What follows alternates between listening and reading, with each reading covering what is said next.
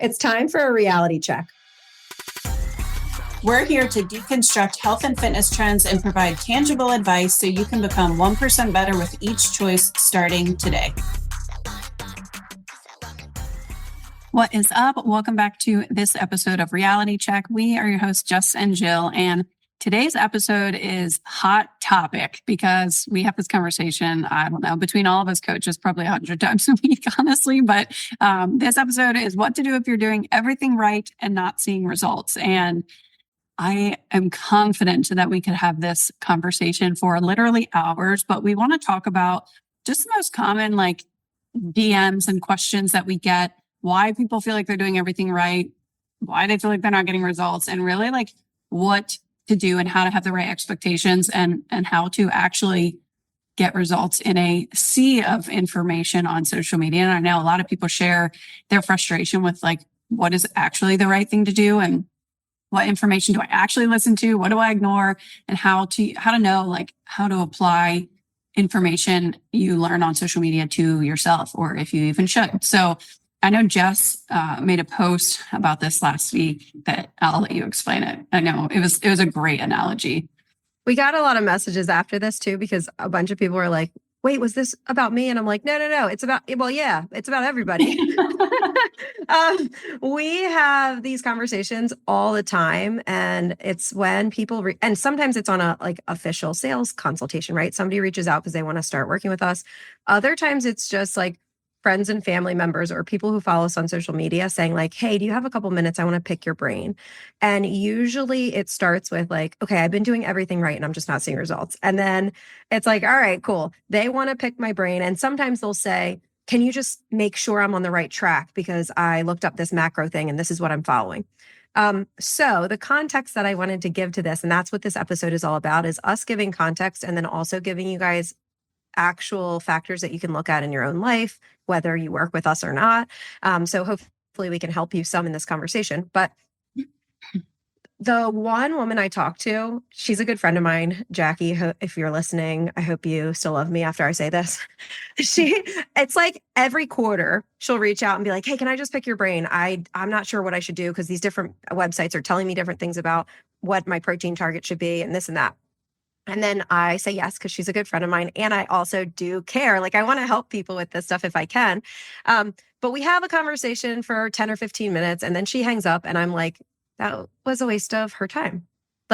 Yes, I'm giving her a little bit of context, but our bodies adapt. So metabolic adaptation is a big piece of this episode that we're going to talk about. So even if you are doing quote unquote the right things, it might work for a couple months and then your body's going to adapt to it. And you're going to need to know what to look for in terms of when it's appropriate to change that plan, because when your body adapts, you need to change the stimulus for it to keep adapting. And as coaches, we look at a million different factors and we look at all of these things before deciding when that is right or not to make those adjustments. And the adjustments are across the board. For some people, it's increasing their steps. For others, it's changing up their caloric target. For some, it is adjusting their workout volume, either up or down. Maybe it has to do with their sleep. There's so many different things. So we can't just say oh, yep, this is what your macros should be. It's not really helpful for you. So my analogy that Jill was talking about was, I said how effective would it be if I called Jackie up and said hey, you're a hairdresser. Can you just in 10 minutes just tell me what should I look for? How can I cut perfect layers into my hair? She would laugh because she's been practicing this skill and this trade for years and years and years to know how to execute it and when to implement different techniques and different tools, because it's not a one cut fits all thing that you can just teach. Different lengths of layers. That you can just teach in 10 minutes over the phone. So that was my analogy is and you can go ahead and apply that to any profession across the board.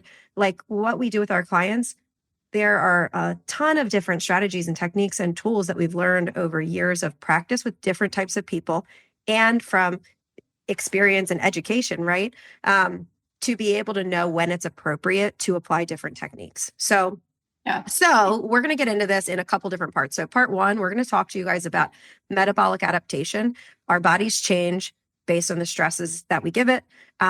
And then also we want to talk, what do you mean by results? Like when you say I'm doing everything right, I'm putting right in air quotes, by the way, because I think a lot of women think they're doing everything right, but they're actually following pretty bad information. So one, what is right? And two, what do you mean by results? Because we want to talk about body composition, not just weight loss. We want to be losing the right type of weight, that sort of thing, if that is your goal. And then part two, we're going to talk about what are some things you can actually do if by results you mean fat loss, looking toned, bikini ready, that sort of thing. If that's your goal and becoming healthier also, we're going to talk to you about some stuff that you can actually do. I'm going to tell you too, your biggest mistake, your biggest downfall.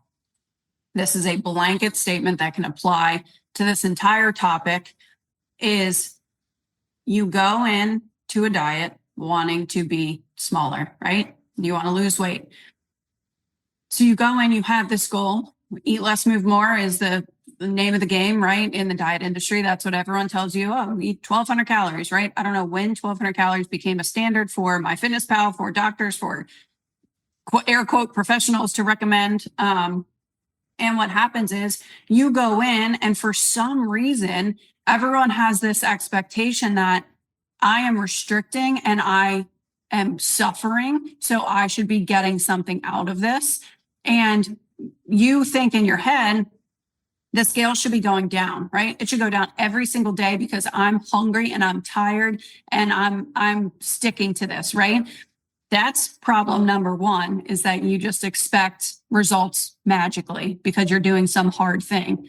The other thing is that you're going in with no actual expectation other than to just lose weight. You're not really defining parameters for yourself. So like, we have clients that go through this like mindset shift where they're like, I'm not seeing results. I'm really frustrated. And I look and I'm like scratching my head. Like, what do you mean? You're down 8 pounds and like multiple inches on your waist, right? But like they think it just should be this like overnight success because they signed up for a coach and they have a custom program and they're doing everything right. And I'm like, no, this is still like a really long process, especially if you have a dieting history.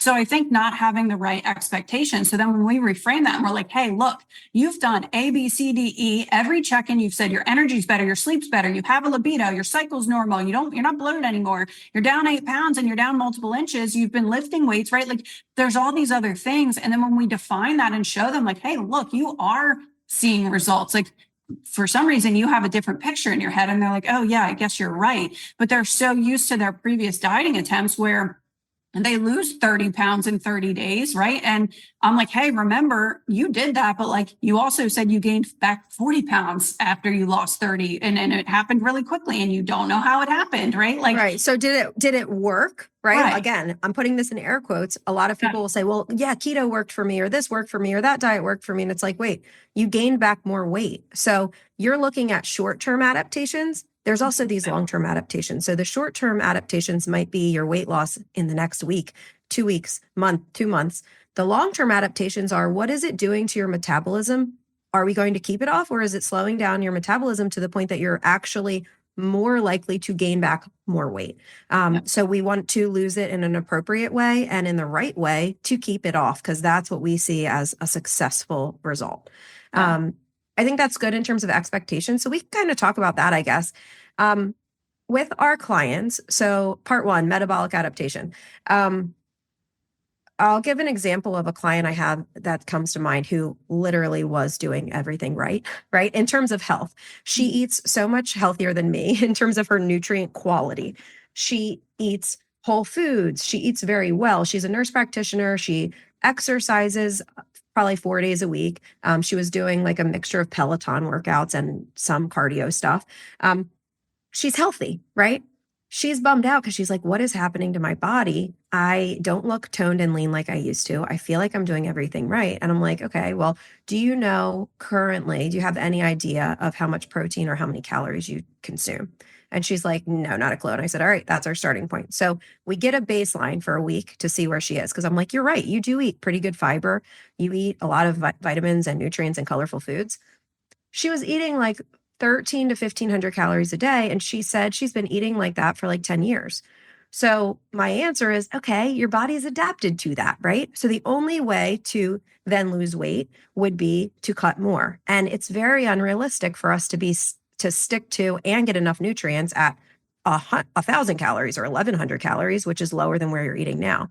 So the other way we can adapt your body is to adapt it to higher and higher calories, add muscle, which burns more calories all the time. And now we've gotten this girl, Marie, up to 2,300 calories a day. She actually is a little smaller in her waist from adding muscle. So her body's burning fat and building muscle at the same time, but she's the same weight and she's eating 22 to 2,300 calories a day now.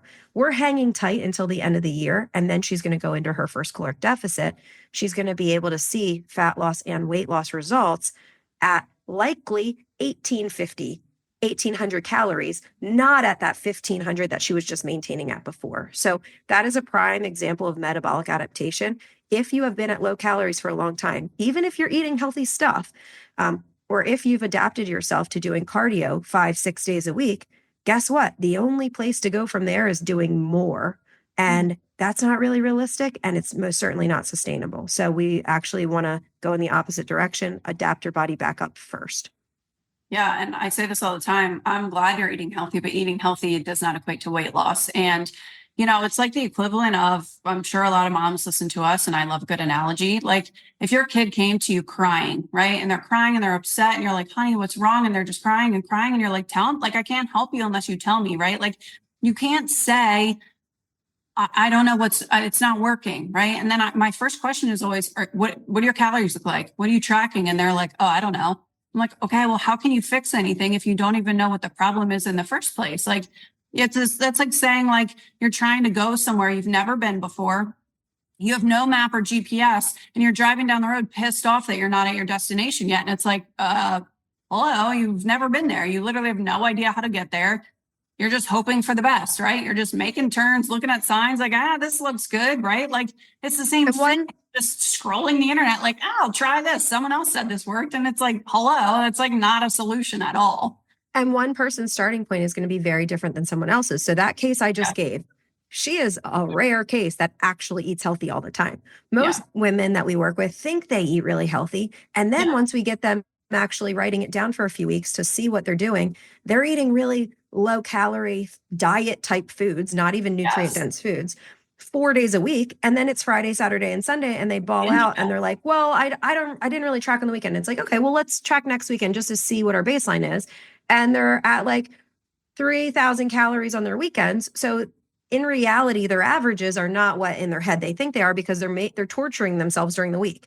Or with women who are like, I don't know why I binge eat at night. I have this compulsion, blah, blah, blah. And we look at their logs. Sugar. Yeah. They're skipping breakfast and lunch. So they're just hungry. We start to add in a nutrient dense breakfast every day, and suddenly the binge eating goes away. So it's like every single person has their own unique roadblocks.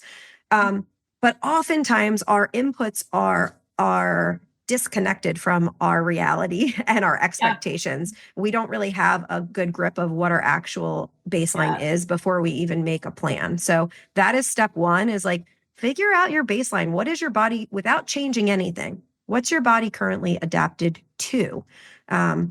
And do we have to do more or restrict more to get more results? If so, that's kind of a red flag that you probably shouldn't be dieting, and you most definitely shouldn't be adding more cardio right now.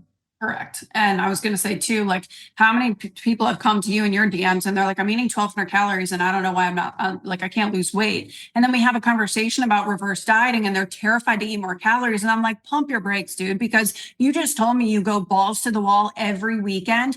You think you eat 1,200 calories because it's the only days that you track. When you eat 3,000 calories, you're just not tracking it. So you act like it didn't even happen. Like it doesn't work that way. So you're just terrified to eat it because you're terrified to face your reality and the decisions that you're making. And it's accountability, right? Like it's why some people actually aren't even ready for coaching, because they now have to listen to someone and answer to somebody, right? In terms of like, oh shit, you're right. I am sabotaging myself every single Friday and Saturday night, right? And like some people aren't ready to face that or give it up, and that's fine. But ultimately, you're probably eating over 1,200 calories. Now you can still be metabolically adapted. And like what happens is you're low calorie all this time, but you have these giant calorie injections every weekend or every couple of weeks. your body's like, cool, I'm keeping that, right? Because you're starving your body all week. And this is how women over time who are aggressively dieting on and off for years, you look back 10 years and you're like, shit, I'm actually heavier than I was when I first started dieting. And it's because you're putting yourself in this situation of, one, an unhealthy relationship with food, but two, these really low calorie and metabolism adaptations.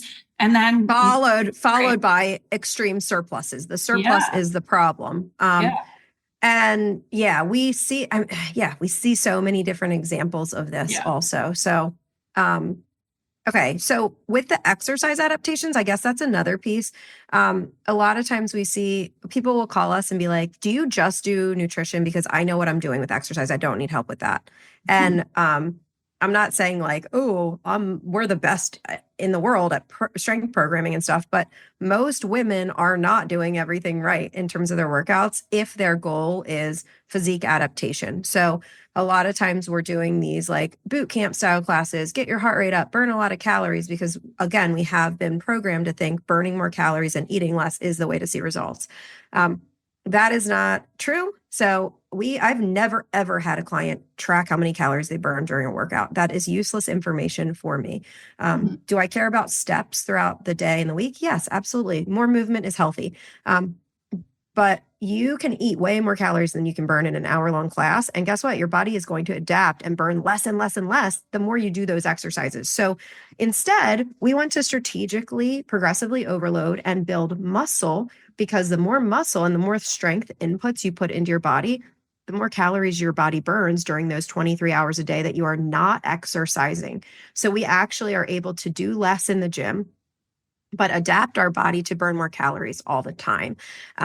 And again, I have women who are like, no, I do. My classes have weights in them. And I'm like, I know, but if your classes have weights in them, but they are based on a timer, there's a lot of classes that I've been to and they're strength type workouts, but I'm doing the same move for 45 seconds to a minute. And I'm in a 20 rep range or more. I'm not actually challenging and stimulating that muscle fiber growth like I would if I did a hard set of 6 to 12 reps, took a 2-minute break, didn't sweat at all, and then did that again 2 or 3 more times with heavier weight.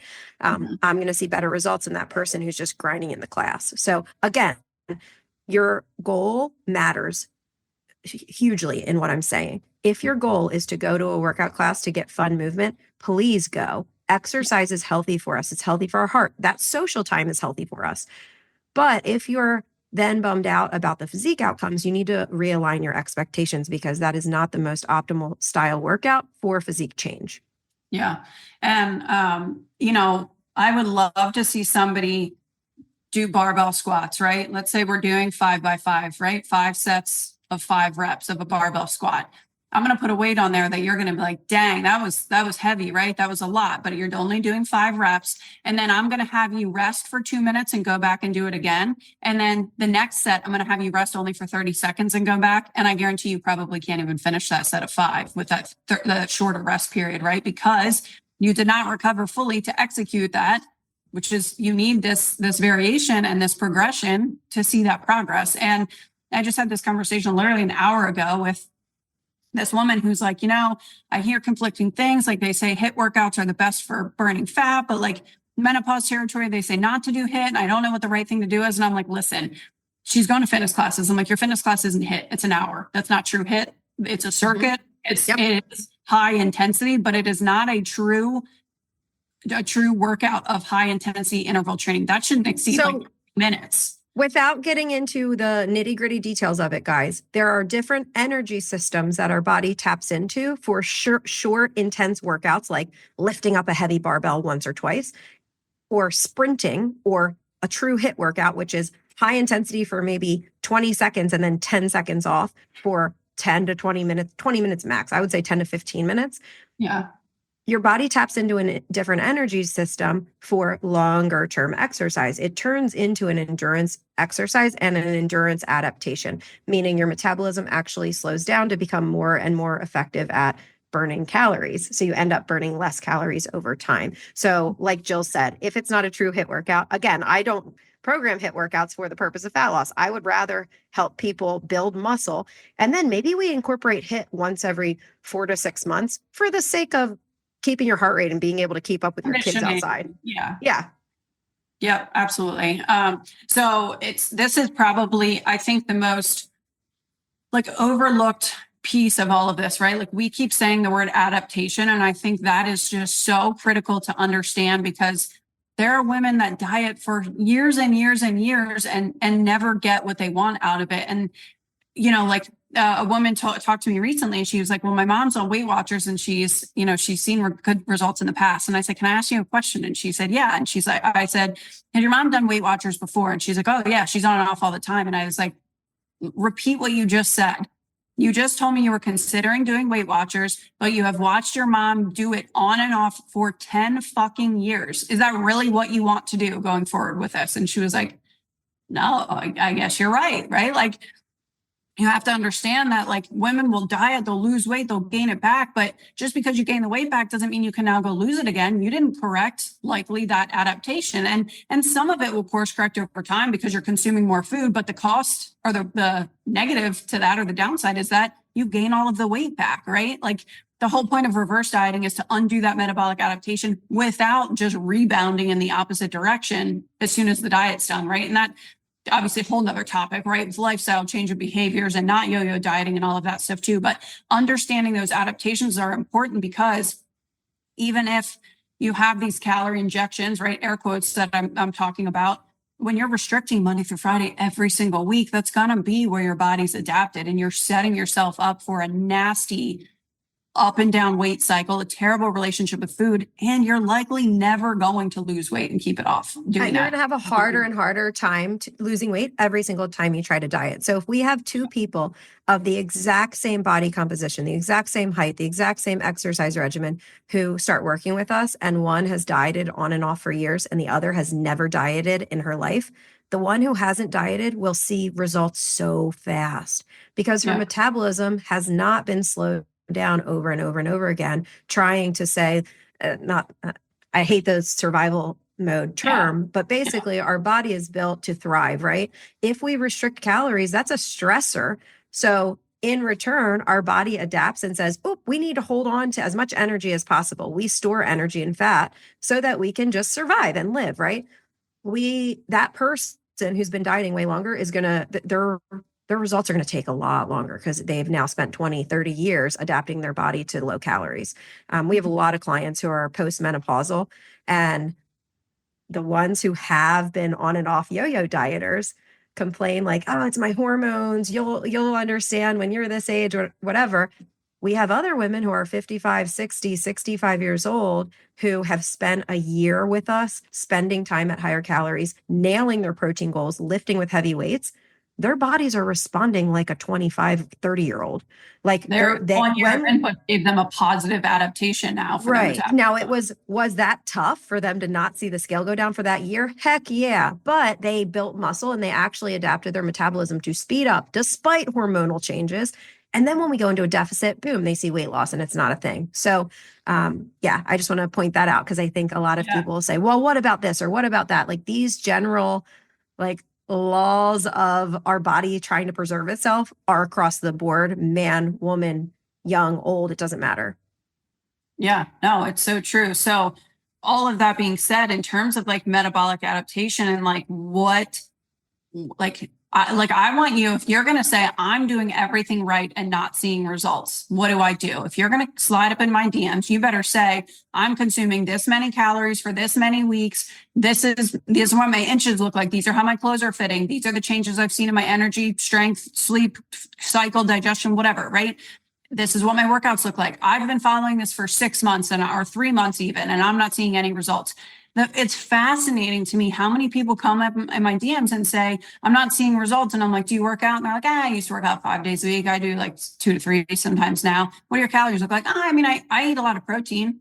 I'm like, that's great. Do you eat 4,000 calories or do you eat 800? Right? Like, how can I'm going in blind here. I can't give you advice on that, right? At that point. And again, even if we could give you perfect advice, and you saw results from it in 2 to 3. Oh, yeah, we have the behavioral component, one. Yeah. So even if we gave you a perfect plan, the likelihood of you sticking to it, we're probably going to hit roadblocks and you're going to stop. And that's part of our coaching. The second piece is even if you did everything perfect by the book and you were perfect behaviorally and you're like, I know how to follow a plan, in 2, 3, 4 months, your body will adapt to it and you will need to adjust that plan. Now, which direction do you go? And I'm not trying to say this to say, oh, you need to rely on us as your coaches. Our goal during coaching is to educate our clients on why and when we're making each of those shifts so that someday when they're done and they're not working with us anymore, they know how to do it on their own. So like I just wrapped up with a woman who was with us for 2 years. She's at a really great physique place. She's actually practicing intuitive eating now where we're weaning off of tracking. She's able to maintain and enjoy life and she's at high calories. She just wrapped up with us and our last month together during every weekly check-in, she's like, okay, I think I probably should increase my calories a little bit, but I'm not going to track this weekend because I have this music festival. Like she's telling me when and why we're doing each thing because she gets it at that deep of a level at that point. So our goal is to educate. It is not to hand you a perfect plan. Yeah, and the other side of that, and I think we comment on this a lot, and I will die on this hill until somebody stops comparing me. But like, there are a lot of coaches out there that are literally glorified macro calculators. So when you're asking people for a macro calculation, I want you to understand that you are paying somebody money out of your bank account, likely plugging something into a calculator and giving it to you and saying, here you go. When you could have gone online to 1,000 calculators and calculated your own macros. And guess what? You're probably thinking as you're hearing this, but every time I do that, I get a different answer. And you're correct, right? Because none of those calculators follow the perfect equation because there isn't one. None of those calculators know your dieting history, your hormone status, what your food quality looks like, what you're currently adapted to. Yeah, like it has no idea, which is why I tell people I will not give this to you. And I'm not being mean and saying, no, you have to pay me. It would be a disservice to you and a waste of your money for me to do that because like Jess said, we might update your macros like 7 to 10 times in a phase, right? Like as we're overcoming and staying ahead of those adaptations to continue seeing progress no matter what direction we're going. So it's really important to understand that there's not this blanket magic macro ratio or calorie amount for you that you follow it and you stick to it endlessly and you just wake up one day with a perfect physique. Like it doesn't work that way. You have to constantly adapt to behaviors and lifestyle changes that happen.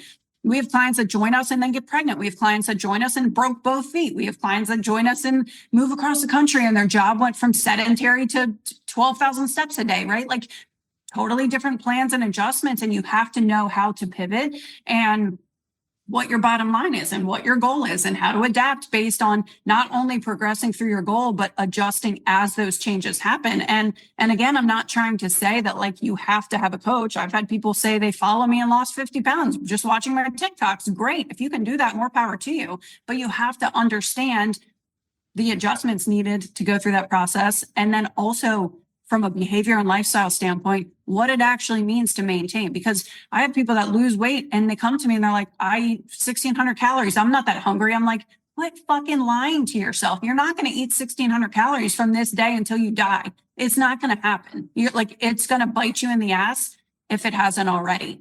You have to get back to maintenance and learn and live life. Like you shouldn't have to live in your phone tracking macros forever. And if you're at that place, you haven't made it to the other side yet, and that's okay. But like, there's more work to do. So the first topic was like, okay, what's your idea of everything right? So to give you guys some tangible takeaways, doing everything right. If your idea of that is moving more and eating less, that is not our idea of doing those things right. Okay. So we want to be progressively overloading and strategically building our big muscle groups with some sort of like bodybuilding style, powerlifting style adjacent programming in the gym. Most of our clients, including myself, I work out 3 days a week, guys. I'm not working out 5 or 6 days a week. You don't need to. So that's one piece of it. The other piece of doing everything right is we're adding a lot of protein, we're adding a lot of nutrients, and we know where our starting point is before we make a decision on, okay, am I able to cut more and lose right now? If so, awesome. If you're at high calories regularly. If not, maybe I need to adapt my body back up before I even try to lose weight. So that's our idea of, are we doing things right? The second piece is, what do results look like for you? So when you say, I'm doing everything right, but I'm just not seeing results. And then I'll say, okay, have you been taking measurements? And most people are like, well, no, but the scale hasn't changed. Okay, so let's start there. So when we talk about results, we want to differentiate between weight loss and body fat loss or body composition change, meaning muscle gain or body fat loss. So let's say somebody puts on 10 pounds of muscle and loses 10 pounds of fat. Their weight is the exact same, but they are going to look like a completely different person and their health markers are going to be incredibly better.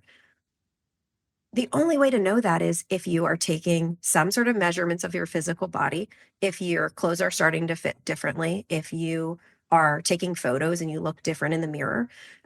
So if you're only going off of the scale, you are setting yourself up for failure in terms of health wins. A lot of times people will see the scale go up once and they'll say, oh, this isn't working. And then they change course.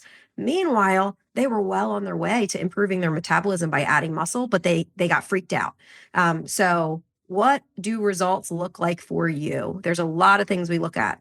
And that client I mentioned earlier who was eating very healthy, but at low calories, right now, results for her are the fact that her body is the exact same weight.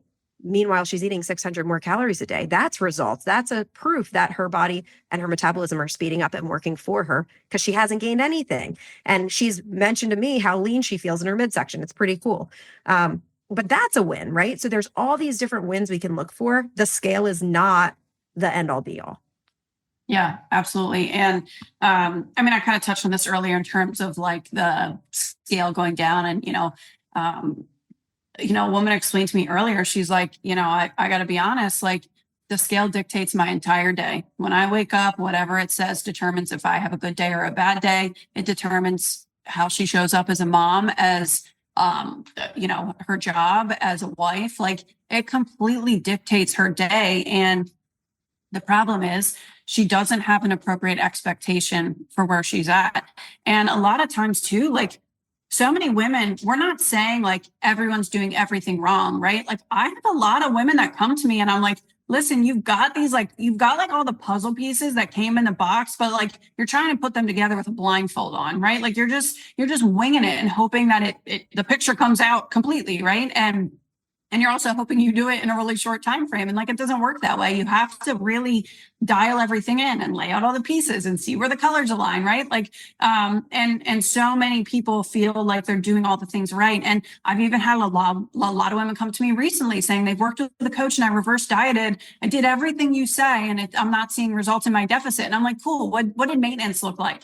And actually, I'm actually really glad that this is becoming a more common conversation that I'm having. Is I tell people like a deficit isn't actually rocket science. There are a lot of coaches out there that can just pump out transformations. That requires, respectfully, very little skill. If I'd say this all the time. If I lacked integrity, I would put everyone at 1,400 calories or less, 10,000 steps a day, a gallon of water a day, and in the gym 5 days a week, strength training, maybe throw on some extra cardio, a ton of protein, lower carb. You would all walk away and be like, damn, that really worked. But guess what? Short term. You would turn around, gain all the weight back. And that's what any Instagram that shows, 8-week transformation, 90-day transformation. Before you sign up and get caught up in that loop, I want you to DM them and say, do you have any follow-up pictures after the 90 days? What do they look after like? 1 year, after 2 years, after 5 years? I have clients who have graduated with us 2 years ago who still text me like, this is crazy that I'm able to actually maintain. Losing weight. My clothes are fitting even better. Right. Another 10 inches off my waist is another one. And the difference, like you're saying, any Instagram influencer or macros coach or whatever, they're doing the same thing that any fad diet is doing, right? They're just cutting your calories and increasing activity. Again, the deficit part is not the hard part. That's right. Losing weight is not the hard part. Yeah. Losing the right type of weight, body fat, gaining the right type of weight and muscle mass and adapting your body back up to high calories to maintain. That's the part that takes a lot more skill and nuance. Yeah. So like I've got women coming to me, like I talked to somebody this week that she lost 120 pounds on her own. She straight up came to me and said, I'm in maintenance this many months out of the year. I'm in my deficit this many months of the year. I know that I am not capitalizing on my maintenance. I know I'm not doing it right and I need help. And I'm so glad that this is coming up because so many women are realizing that maintenance is the ticket, right? But this is like, they're all kind of scratching their heads like, okay, I know I have to be at maintenance and not live in a deficit, but like, what does that really mean? And that's why women are coming to us literally they say, I know how to lose weight. I understand calorie deficit. Tell me what my maintenance calories should be and all of these things, right? And they want to learn the behavior component and they want to get away from tracking. And I think that's so cool that that's the reason that people are coming to us now. And it also is really cool when we shift them away from tracking their macros and they're like, wow, this is what it's like to just like eat and like for food, for fuel and for fun, live life. Like, and a lot of them think that like 18, for some reason that has become the new norm. 1800 is my maintenance. And it's like, why?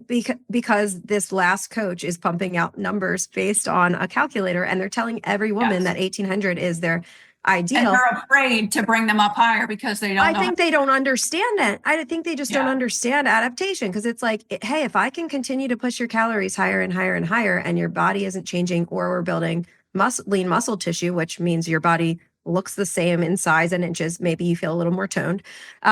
If I can keep pushing you higher and higher and higher, I'm going to do that. Not because more calories is inherently any healthier, but I want to get you to a place where you're actually able to have your normal social life and maintain at whatever that amount is without feeling like you're restricting at all. Like and for the sake of manipulating your next deficit, if you still have more body fat loss goals. So I'm pushing my clients up as high as they'll go until, as long as they're not gaining inches, right?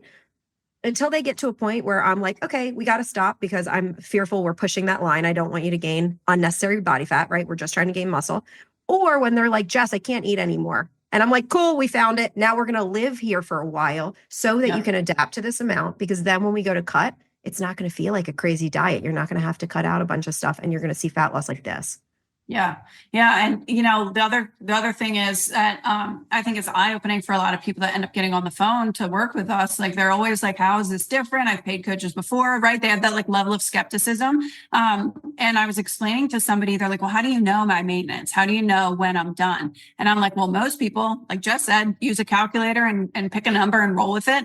I don't let a calculator do my job. And certainly nobody within my team does, right? We go by your body, how you feel physically, how you feel mentally, right? Like your body is going to tell us where you maintain, not a calculator. It's a good estimate, right? Like if you want to go and see like ballpark, what does my maintenance look like based on my stats and activity? Do that, right? Go look it up on a calculator so you can get a good idea because most women are terrified to eat over 2,000 calories. So I think that's a good starting point, but you have to know, and this is obviously part of coaching and why women are coming to us about maintenance now. It's like they don't know what that threshold is or what to look for, red flags or green flags, right? To know, like, do I keep increasing? Do I not? And so many women are like, yeah, my maintenance is like 1,700, 1,850. And I'm like, says who? Who lied to you? Because that's wrong. Unless you were like 5 feet, 115 pounds. Super sedentary. Yeah. Yeah. And you can calculate again, I want you guys walking away, not just thinking we're like, you have to hire us. Like, I want to give you guys practical tips. You absolutely can calculate your ideal protein requirement using a calculator. Like we will tell you right now, aim for 0.7 to like 1.2 grams per pound of body weight daily in grams of protein. Do that. Aim for protein, progressively overload your strength training. If you just do those two things really, really, really well, you'll probably see results over the course of a year, 2 years, 3 years, and you're going to be so impressed. With that said, to lose or gain weight, we do need to adapt and progress calories appropriately. And at a certain point, I say the same about workout programming, like strength programming. People follow strength programming, they see good results. If you don't have somebody periodizing it in an appropriate way, because your body will adapt, same thing, you're going to hit a plateau at some point. So you're going to need to learn how to adapt these other things too. But as a starting point, at least pump up your protein, eat some whole foods, and strength train with progressive overload, please. Yeah, absolutely. So anyway, I know we Jess and I can go on tangents because we're like, sorry. we're like we are very passionate. Yeah. Can I talk about the minimal dose effect? Yes. Okay, so in terms of expectations, again, I want to talk about the minimal dose effect and I want to talk about expectations in terms of how much muscle you can build in a month or how much body fat you can lose in a month. So a lot of times women who have done past extreme diets are like, I'm expecting to lose 5 or 10 pounds a week. Like, let's see what's happening. And then we go into a deficit and they're like, oh, it was only a pound. I only lost a pound. You really shouldn't expect to lose any more than 2 pounds a week. Between a half a pound and 2 pounds a week on average is appropriate if you are losing primarily body fat. Okay. So if you're also losing lean muscle tissue and losing a lot of water, you might lose more than that. But that doesn't mean that you're losing more body fat. So if done appropriately, what we want to do is use the minimal dose effect, meaning we want to do the least possible to elicit results in your body. So this goes for both workouts and for caloric deficits. So we want to take away just a little bit of calories until we get to that place where you're losing between 0.5 and 2 pounds on average. And again, I say on average because there might be one week you don't lose anything, or maybe you gain a pound because you had a lot of sodium last night with dinner and it's the week of before your period. But you gained a pound, but your inches stayed the same. Next week, you might lose 3 pounds, right? Because maybe that was water weight that you gained. So again, I'm saying on average. If you are at a certain caloric amount and you're losing a half a pound to 2 pounds a week, stay there until your body adapts to it before cutting out more calories, because then you have somewhere to go. We have more to pull from because at some point your body will adapt, you will plateau.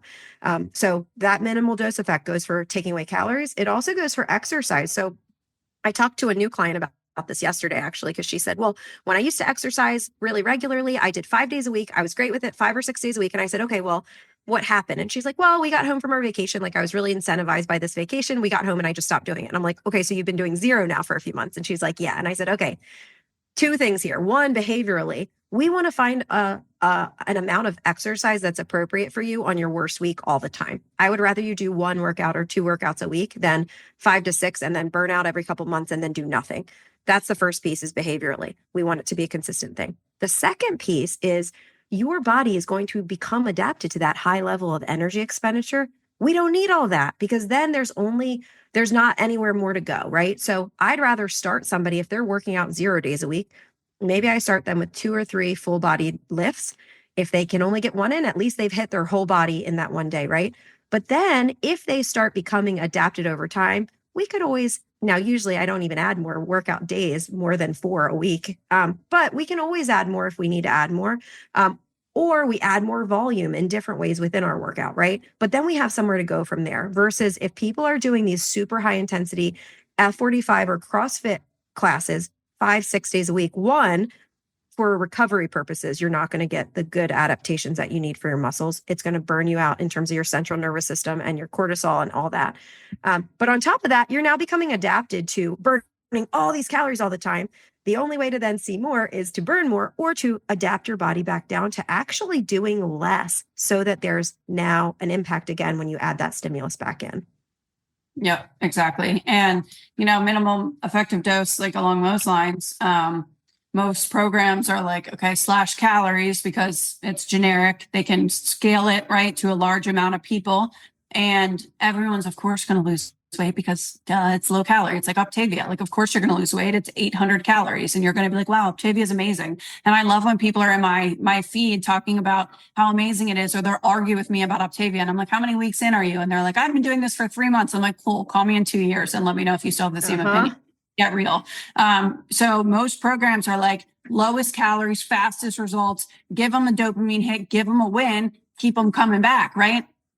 What we do is we can capitalize on your metabolism and push it to its threshold. We're like, great, let's see how high we can keep your calories to lose weight. How much easier is that to think about, to stick to, right? Like, we're like, no, let's, I could cut you to 1,400 calories, but if you can lose it 1,800 or 1,900, why on God's green earth would I put you at 14 and set you up for possibly a bad relationship with food, creeping back into binge territory, or whatever it is, right?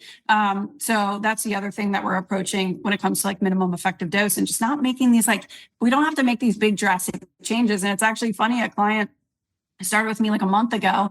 She's like on top of her game, right? Hitting her lifts. She's like, I'm lifting heavy. She's sending me form videos. She's hitting her macros. And she's like, what's next? What's the next goal? And I was like, have fun in your life. We Be just bored. do this. This is what we do now. Yeah, read a book. And she's like, no, like there's no other goal. Like, what's the next step? And I'm like, you're doing it. Like, this is meant to be a little boring. This is life. Like, This is not your whole end all be all and your focus. Go, I don't know, ride a fucking roller coaster. Like do whatever you want, you're doing everything. And we're working on other things. Like if somebody's like, Yeah. okay, now what? I'm like, okay, do you want to work on like a specific lift and we can really optimize your form on that one thing? Like Yeah. we're working with people on things, but yeah, we're going to get to a point where you're like, oh, okay, I'm doing it. Yeah, you're doing it. And now we let your body adapt to that amount. And Yeah. how cool is that? Especially a build phase is not a sexy thing. It's like, okay, I'm eating at this caloric amount where I have flexibility. I'm still eating a lot of protein. I'm lifting.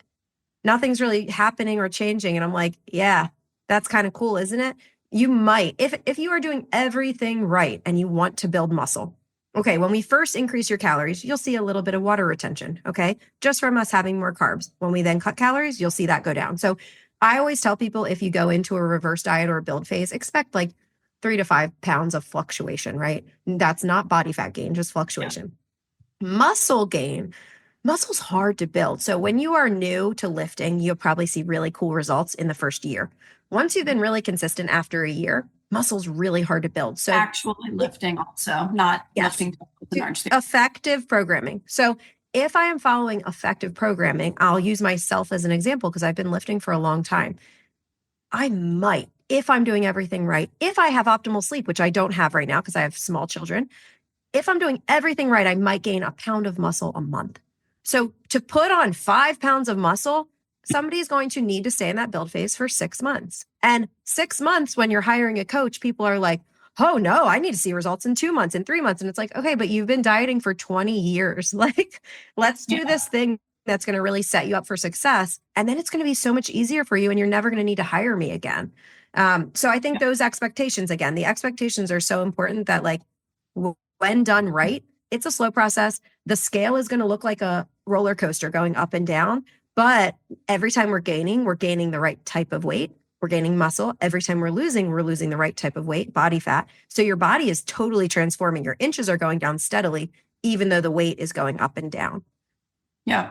Yeah. And, there's a lot of angles that you have to come at in terms of like results, right? Because somebody that actually graduates from our program, their lifestyle, how they show up in every aspect of their life is different than when they started on day one.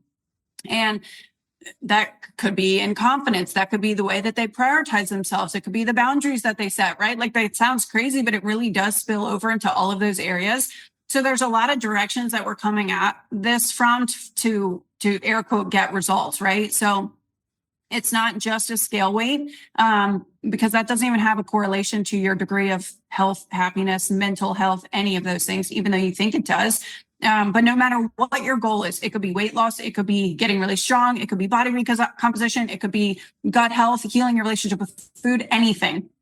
To get results, you have to find sustainability in what you're doing, right? It has to be something you can realistically stick to. Like Jess said, even on your worst days, have a plan.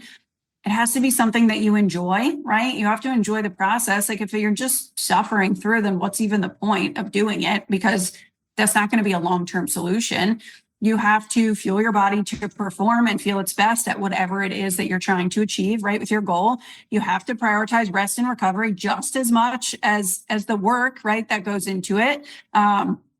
Still program in having fun and balancing life. Like when we map out general timelines for clients, we are factoring in wiggle room, right? I'm not going to make a plan that's like, okay, if you're perfect and 100% dialed in and nothing in your life changes, this is the plan. It's like, no, we have to account for setbacks, life happening. Like that's living, right? Like that's the point. You should be able to fit that in. And then learning to actually find something that fits your lifestyle and the things that you want to do over time so that it's your normal, so that it's like we don't love the word balance, but I always struggle to find a different word, but it's like your version of like balance in your life, right? Whether it's like your social life or your career is a big priority, your kids, right? Like you should not feel pulled in a million directions and like you're spreading yourself thin or sacrificing your health in the name of anything else. Because I think I said this on one of the recent podcasts, like, people are like, I don't want to lose time with my kids. So like, I don't have time to work out. I'm like, cool. Well, when you can't bend up and down anymore, or you're in the hospital, God forbid, for an acute situation that comes up,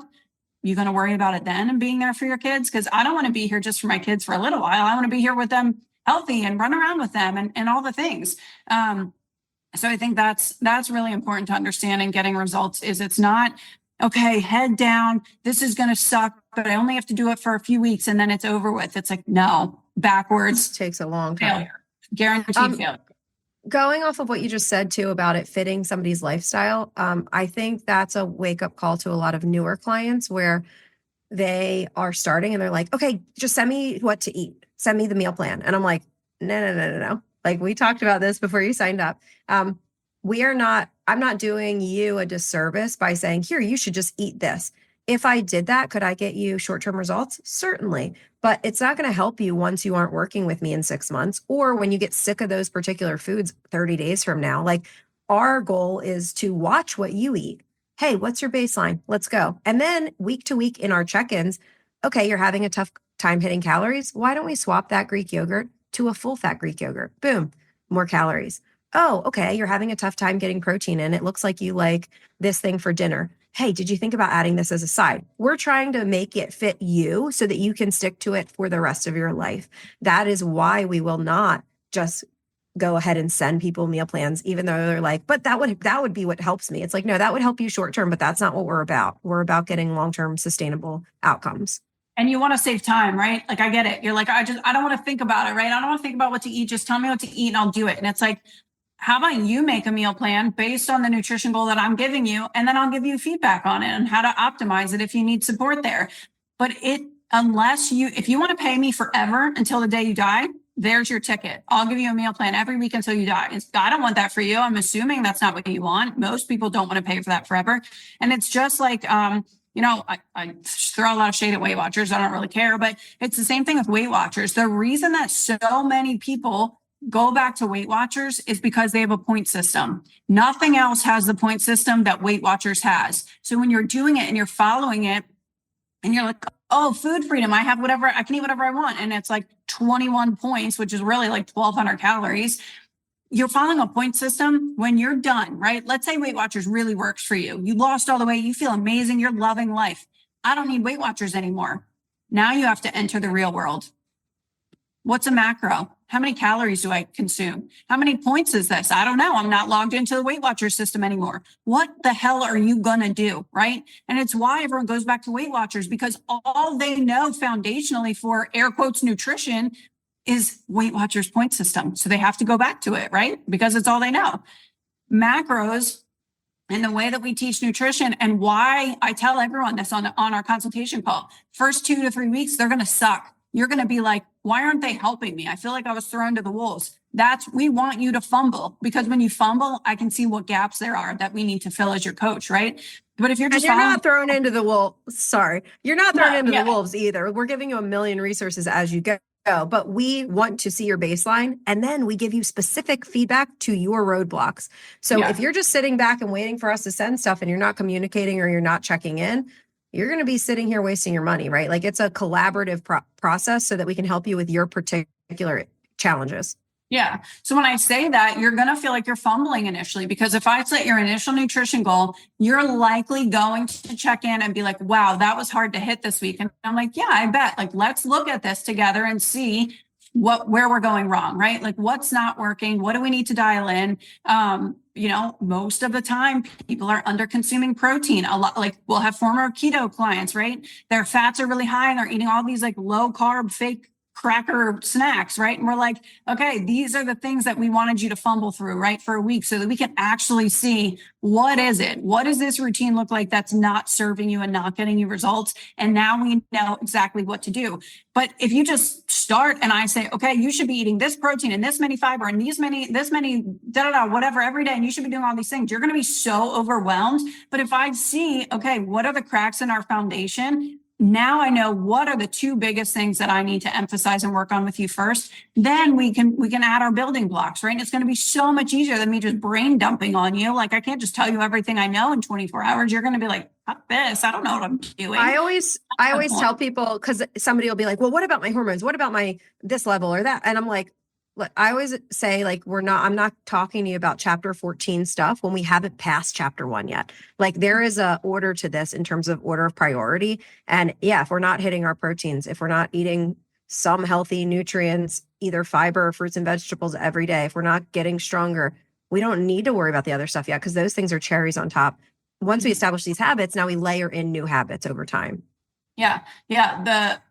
Like coming to me and asking for hormones, but not having, but you're under eating, you're over exercising, your protein intake sucks, your fiber intake's averaging 10 grams a day, you sleep 5 hours a night, and then you want me to suggest supplements for you. What I would rather you do is open your wallet, buy all the supplements, and then drive down the highway and dump them all out. That is literally the equivalent of what you're asking me for. And I'm not going to do it for you because at the end of the day, even if I test your hormones and everything is a train wreck, you still have to get your calories up, dial in your exercise, prioritize rest and recovery, eat more protein, get more nutrient dense, right? Like we sound like broken records, but you got to do it. Like you're not listening, right? So that's the point, is that you have to get that foundation first. Results are so easy to get. And I always say people want to smack me through the camera when I say that. Results are really fucking easy to get when you have the behaviors to support the outcome that you want, and you have a good foundation and you master the boring stuff. Weight loss will happen. You don't even need to think about weight loss anymore. If you focus on building muscle and being healthy and having a good balanced lifestyle and diet and all of those things, you don't have to Physique happens. Physique changes with time. Yep. So what can you do and what do results look like? And I kind of want to go off of that. You just had said you need to add calories. You need to add this. You need to add that. For some people, and a lot of the women we work with who are used to chronically dieting, they need to add calories. For other people, if your baseline is way high calories, you might need to cut calories. In any case, we need to add nutrients. I say that because I think that now it's very popular to reverse diet. And I see a lot of people on Instagram and TikTok like pushing reverse diets. And then women are like, oh no, I've been chronically dieting. And then they just go eat balls to the wall and they're still lifting, which is great. But then I see them gain unhealthy weight and I'm like, whoa, that's not what we do either. So it does need to be for the I'm doing everything right. It does need to be done in a strategic way. So again, I say like, oh, more power to these women for wanting to go a healthy way and not severely starving themselves and stuff. But it does need to be done in a healthy way if we're going to gain the right type of weight. And because regardless. Right. We don't want to turn into these like unhealthy bulk, I'm going to eat whatever I want because I'm lifting type thing. That won't put you in a healthier place, guys. Okay. So we are doing that part in a very strategic way too. Okay, what can you guys do? If results for you, if you mean looking more toned, fat loss, bikini ready, that type of thing, feeling lean, here's your takeaways from today. Okay. We need to increase our protein, fiber, healthy fats, nutrient dense whole foods. We need to strength train 3 to 5 times a week with progressive overload, not just whatever dumbbells you have at home, fitness classes, group classes mixed in with sprinting, Peloton workouts that are all circuit style, like actual progressive overload. And you're tracking that you're lifting heavier over time. I share my workout log. Sometimes I keep it on my notes app in my phone. All of our clients keep it through our app. Like we have it with their workout that's programmed for them. None of my sets look the same. Like if I'm doing 3 sets of an exercise, my first set, I'm trying to get as many as I can within that rep range. My next set, I'm trying to get as many as I can within that rep range. I'm not cranking out 10, 10, 10 and checking the box. If you are, you're probably not pushing yourself heavy enough. Okay. So progressive overload is prerequisite to that. Mm-hmm. Knowing your baseline and monitoring your intake and your output, not in caloric output, but what are your steps? What are your calories? What are your proteins? Are you lifting consistently, or do you think you're lifting consistently and then you burn out and you don't lift for a while? Actually track this stuff for a few months and see what your baseline is. What are you maintaining at? Because that gives you information to what your body's already adapted to before you make any adjustments. Get some data.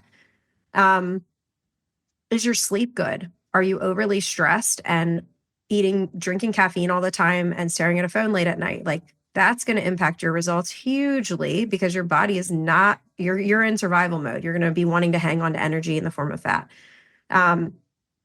Not restricting stuff all the time, but adding nutrients. Torturing yourself does not equal results, right? Are we looking at the right type of results? How are we measuring? Like, what are our metrics and our data points that we're looking at, or are we only worrying about the scale? Because if so, you're probably missing out on really, really good outcomes physically. Are we loving our body and food during the process? Or are we nitpicking ourselves every day? Are we feeling a horrible relationship with the scale? Are we scared to go out to a restaurant with friends because we might be tempted? Like all of those things are big red flags that we're probably not doing it in the healthy way. Are we doing it in a way that you could do for the rest of your life? Or are you doing a diet just to hit your next goal and then you're going to go back to normal? If that's your goal, you're not going to keep those results. And are we dieting in phases? So most of the time I said we start with our clients on a muscle building phase. We're adding nutrients, we're adding strength before we ever go into a diet. We're adapting their body to higher calories. When we do go into a deficit, the target is usually like, okay, 10 to 12 weeks, sometimes maybe 14 weeks. We're going to be in this deficit. We're going to be in a diet. It's not going to be stupid low, but we're going to be cutting calories. It's going to feel harder. We're going to make some more sacrifices. We're not cutting out or restricting anything, but we're going to have to cut calories a little bit. You might hit a certain weight loss goal within that 10 to 12 weeks. Let's say you lose 10 to 15 pounds in that 10 to 12 weeks.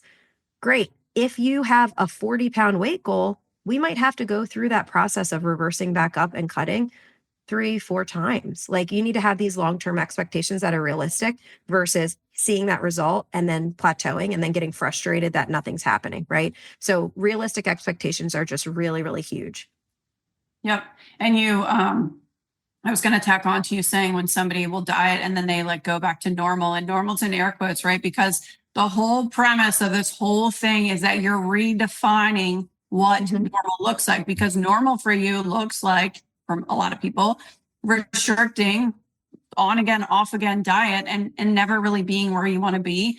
And I think learning your body, learning how to listen to your body, learning how to discern between I don't feel like working out versus I really need to actually recover today, right? Like those are really important things that I think people don't understand. It's not, people come in and they're like, I want to see results. So just tell me what to do. And we don't have this magic plan up our sleeve that we give all of our clients and don't tell the word about. We're just meeting every client where they're at in their life and making sure that as they make changes, that they're sustainable forever and that we can build off of whatever their starting point is.